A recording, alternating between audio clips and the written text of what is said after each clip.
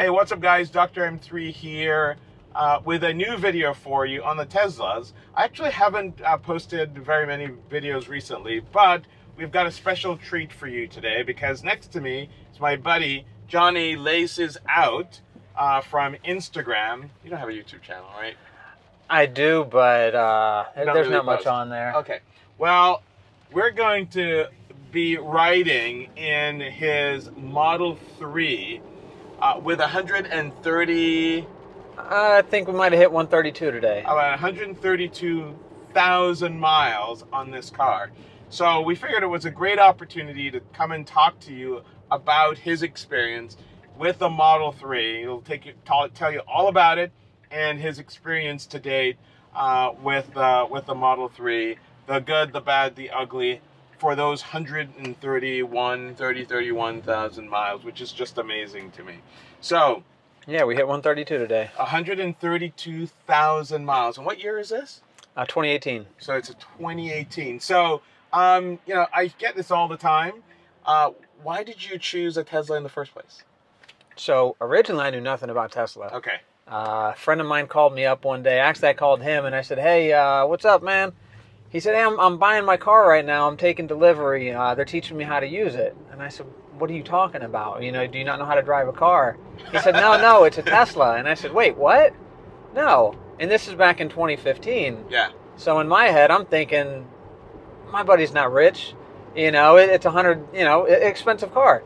So this was a Model S. Model S, Yes. yeah, back in 2015. And so he calls me back. Yeah, they had to show me how to do this and do that, like how to park it from my phone and all this stuff. And I'm just like, this is mind blowing to me.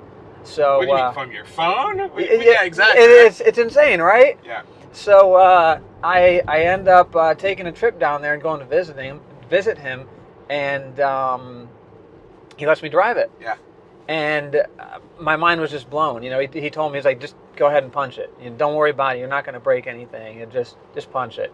And the acceleration was just insane. Intoxicating, because it obviously got you thinking, man, I need this. So what about that experience that made you say, yes, I needed to have this car?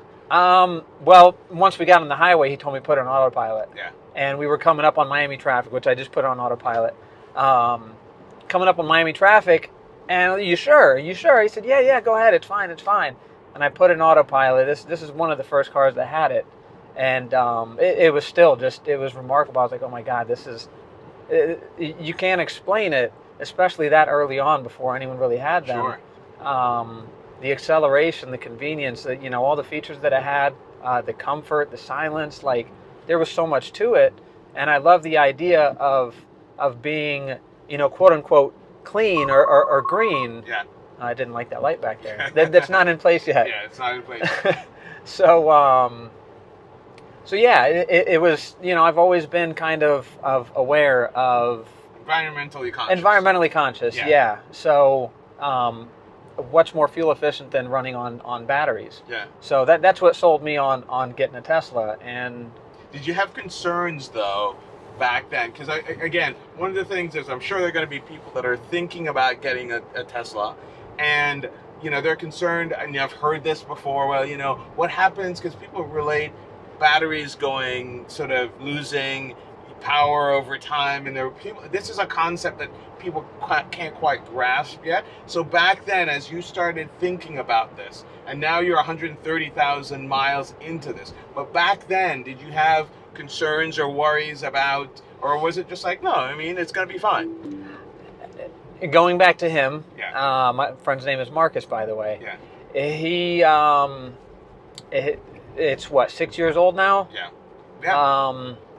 He now has about 230 or 240,000 miles on his. Wow. And it's a previous version of the battery technology. Yeah. Now, mind you, he's abused that battery. Yeah. He actually was trying to wear it out to where he can get it replaced under warranty within the 8-year period. So he was hoping, that would happen. It hasn't happened yet, but he supercharges constantly. Yeah. He charges to 100. He discharges to 0. Sure. He's called me at 0 miles. Video called me and showed me, look, I'm at 0. And I'm like, what are you doing, dude? Yeah. Like, and he's actually run out of miles twice.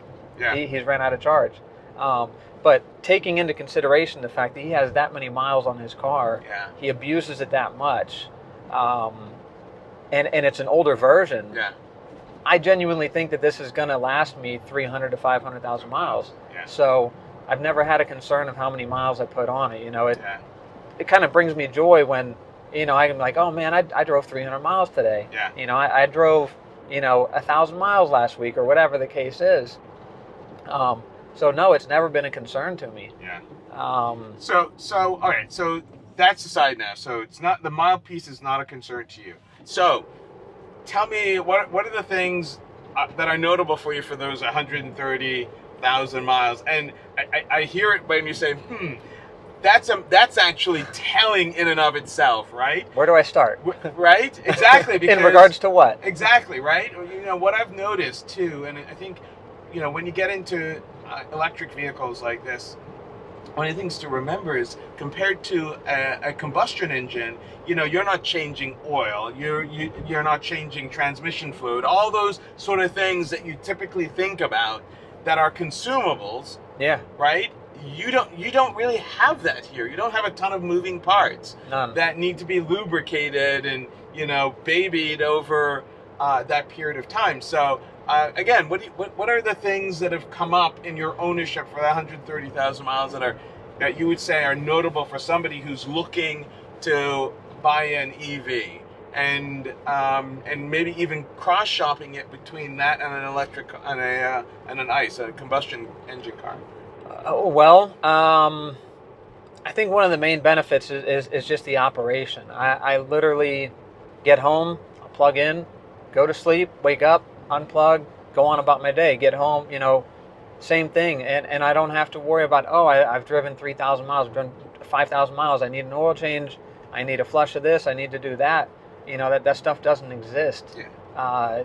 You know, the only thing I was really told was at around 100,000 miles to get your brakes cleaned because corrosion builds up because they're used so little. So just think about that, guys. You know, one of the things you'll very quickly learn is 1 foot driving, regenerative, one pedal driving. One pedal driving. You should always drive 1 foot unless you got a clutch. No. You've seen those people too, where they're accelerating and the brake light's on. You're like, how is that even possible? Because they're doing this. Unless you have 3 pedals, then you know you do 2 pedals. But 1 pedal driving is a game changer. It is, right? It really is.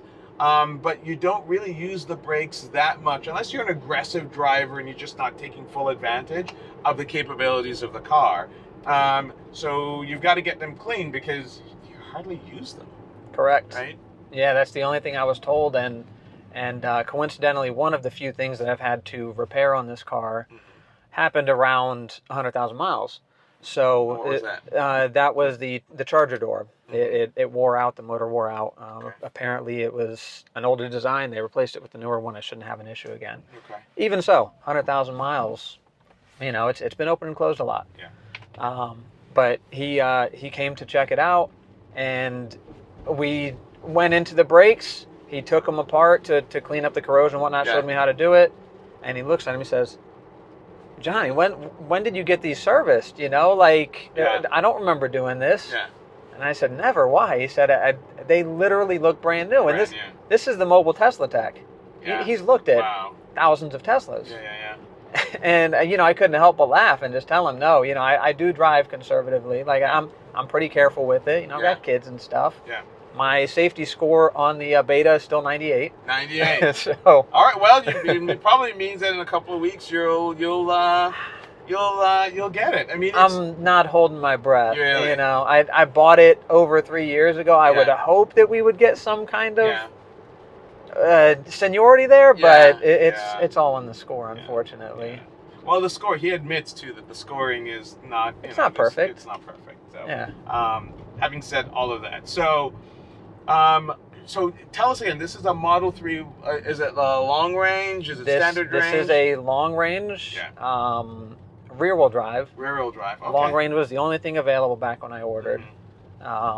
You couldn't change the interior color, only if you got a performance. Okay. You could go to white. Yeah. Other than that, exterior color, wheels, and autopilot. That was pretty much all you could do. So now, what would you say? So you're rear-wheel drive. You live in a place that obviously has winter. So what do you? Any trouble? Any difficulties with a rear-wheel drive and sort of snow and? No, not ice? really. Last winter was the first winter that I put a set of winter tires on, just with how much driving I do. It did help. Yeah. But the only time I've really had an issue is if I'm going like on an incline, on a road that's not treated. Yeah. Standard driving, I've really never had an issue. I've a little sliding here and there, but I think that was more to blame on the tires. Yeah. So the fact that it's rear-wheel drive, I don't have a regret there.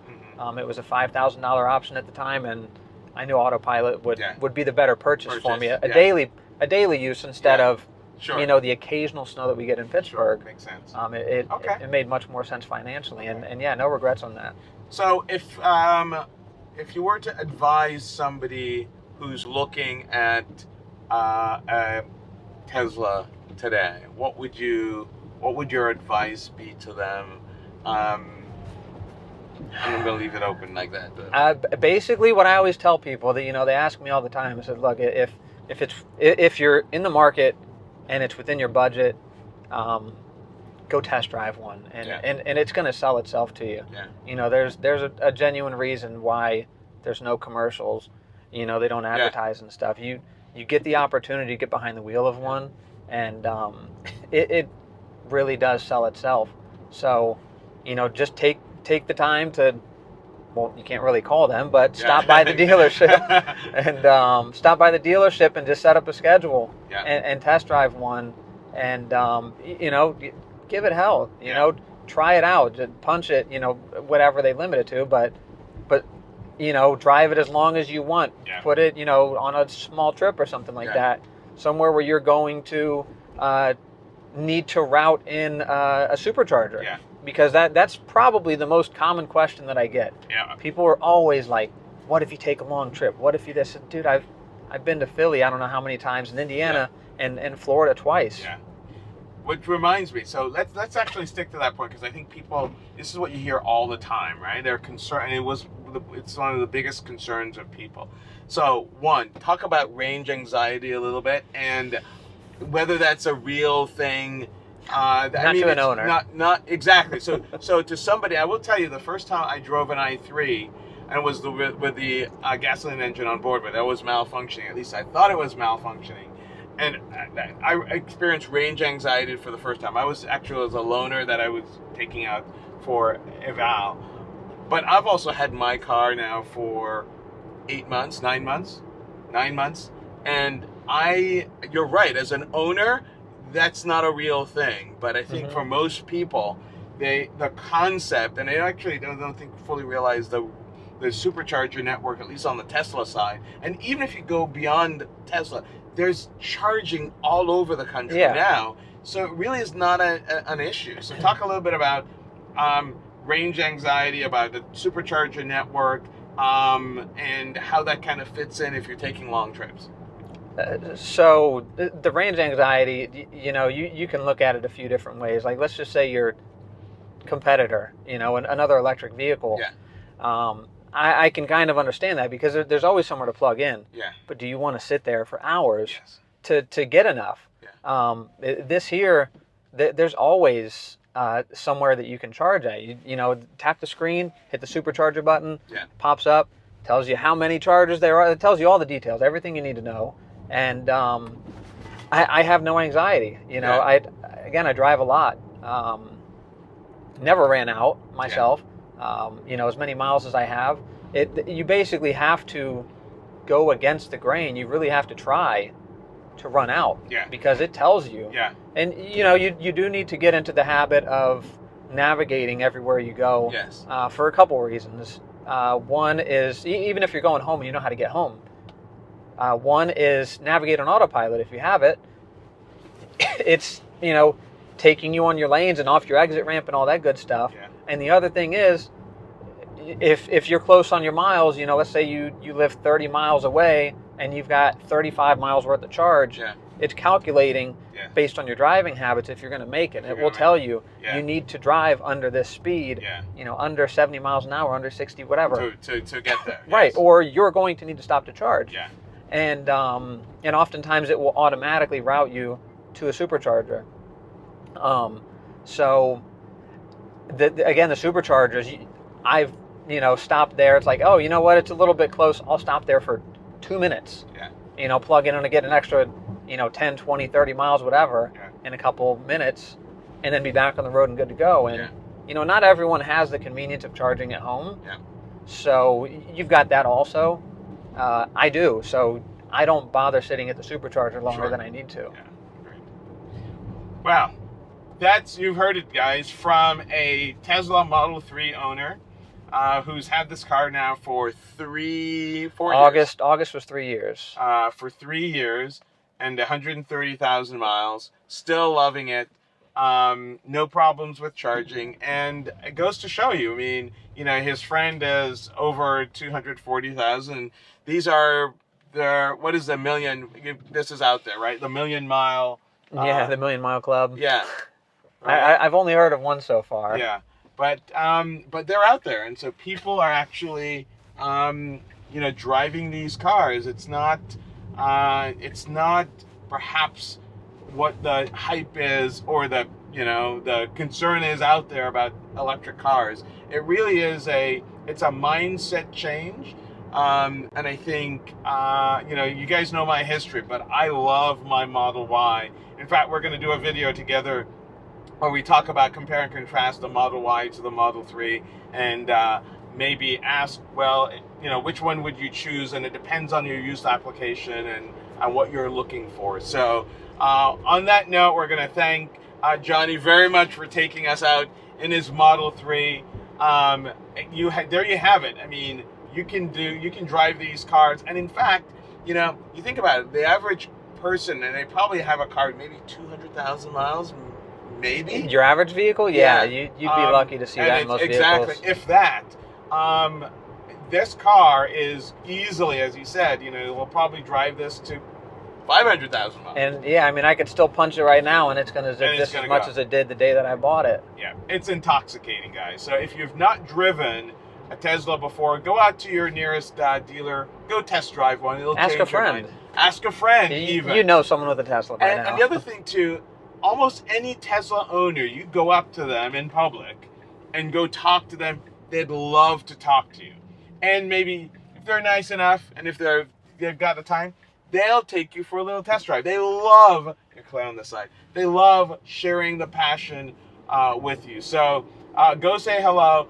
If you're new to the channel, go ahead and hit the subscribe button. If you are also, and so many of you are subscribers, you really do have to hit the bell notification so you get these videos when I post them. Thanks again for watching, guys. We'll see you guys in the next video. You got the answers that teach me how.